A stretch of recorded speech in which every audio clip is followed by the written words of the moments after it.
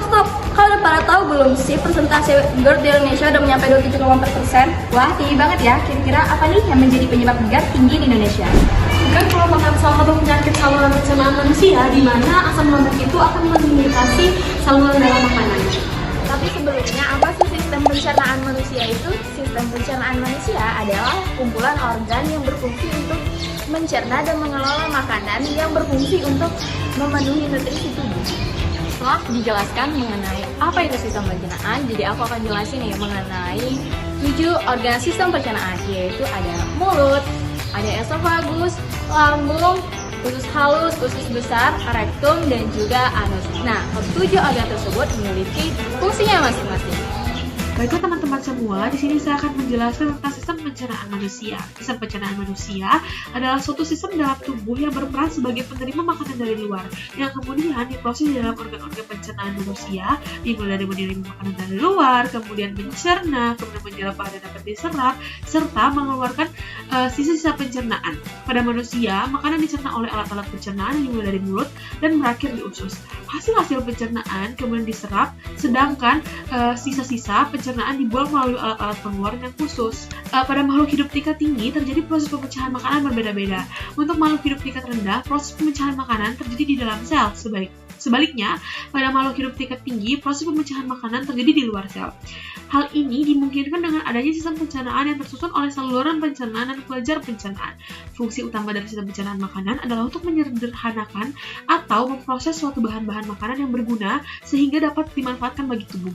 Bila ditinjau dari prosesnya, maka sistem pencernaan meliputi organ yang berhubungan dengan pengambilan makanan, mekanismenya dan penyediaan zat-zat makanan, serta pengeluaran sisa-sisa hasil pencernaan keluar dari tubuh. Untuk klasifikasinya, sistem pencernaan manusia memiliki 2 cara, yakni yang pertama secara mekanik dan yang kedua secara kimiawi. Untuk secara mekanik adalah proses pencernaan makanan dengan mengunyah dan ditekan sampai menjadi seperti bubur. Sedangkan pencernaan secara kimiawi adalah proses pencernaan makanan dengan menggunakan enzim yang menghancurkan ikatan-ikatan senyawa kompleks yang ada pada makanan tersebut. Baiklah, di sini saya akan menjelaskan tentang fungsi sistem pencernaan.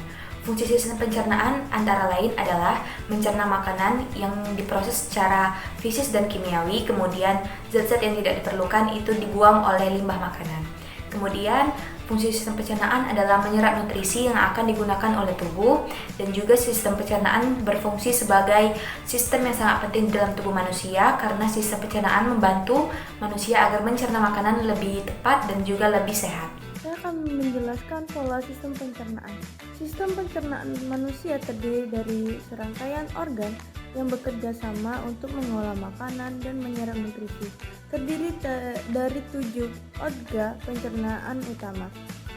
Selain organ pencernaan utama, ada beberapa organ pelengkap juga berperan penting dalam sistem pencernaan, yakni hati, kelenjar ludah, dan pankreas.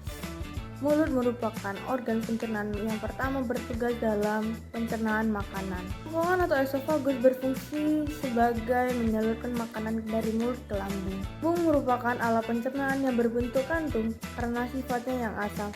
Cairan lambung dapat membunuh kuman yang masuk bersama makanan. Usus halus terdiri dari 3 bagian, yaitu usus 12 atau duodenum, usus kosong, jejunum, dan usus penyerapan atau ileanum. Di dalam usus besar, ini terjadi penyerapan air dan pembusukan sisa-sisa makanan oleh bakteri pembusuk. Rektum merupakan bagian terakhir dari usus besar yang berfungsi sebagai tempat penampungan air feses sebelum dikeluarkan melalui anus. Pankreas adalah organ kelenjar yang terletak di belakang lambung yang berperan penting dalam sistem pencernaan. Pankreas itu sendiri memiliki dua fungsi utama, yakni fungsi eksokrin dan fungsi endokrin. Salah satu fungsi utama dari hati adalah memproduksi cairan empedu yang disimpan dalam kantong empedu dan dilepaskan ke usus kecil untuk membantu mencerna lemak dengan memecahnya menjadi partikel lebih kecil sehingga lebih mudah diserap oleh tubuh. Selain itu, hati juga berfungsi dalam detoksifikasi. Anus adalah bagian terakhir dari saluran pencernaan, berfungsi sebagai salur pembuangan untuk feses. Oke, baiklah teman-teman, di sini aku akan ngejelasin yang mengenai gangguan dari sistem pencernaan atau penyakit dari sistem pencernaan. Ada beberapa gangguan atau penyakit gangguan sistem pencernaan yang ditemukan di berbagai organ tubuh manusia. Penyebab utama dari penyakit atau gangguan ini terjadi karena pola makan yang tidak teratur dan kurang sehat, serta stres, infeksi bakteri, ataupun cacing. Nah, ada beberapa gangguan sistem pencernaan, yakni yang pertama ada tukak lambung, yang dimana penyakit tukak lambung atau ulkus lambung dalam istilah kedokterannya disebut dispepsia, merupakan luka pada lambung berupa peradangan atau iritasi mukosa lambung atau infiltrasi dinding lambung, yang dimana timbulnya penyakit tukak lambung ini dipicu oleh stres yang berkepanjangan. Nah, menurut literatur 80% penyakit tukak lambung termasuk jenis fungsional, yakni tidak diakibatkan kelainan pada saluran pencernaan, melainkan disebabkan oleh stres, kurang tidur, dan beban pekerjaan. 20%-nya itu termasuk organik, yakni ada kelainan pada organ pencernaan seperti luka pada lambung ataupun kerongkongan. Kemudian ada MAH. Penyakit MAH ini dalam istilah itu menggambarkan nyeri yang berasal dari lambung, usus, atau bahkan kerongkongan akibat sejumlah kondisi, yang dimana sakit MAH ini disebabkan akibat luka terbuka yang muncul di lapisan dalam lambung atau tukak lambung, infeksi bakteri, efek samping penggunaan obat, dan juga stres. Kemudian ada diare. Diare ini merupakan kondisi di mana seseorang itu mengalami buang air besar yang lebih sering dari biasanya, teman-teman, dengan feses yang lebih encer atau mencair. Biasanya itu lebih dari 3 kali sehari. Nah, kemudian ada usus buntu, yang dimana penyakit usus buntu ini merupakan peradangan atau pembengkakan appendix atau usus buntu.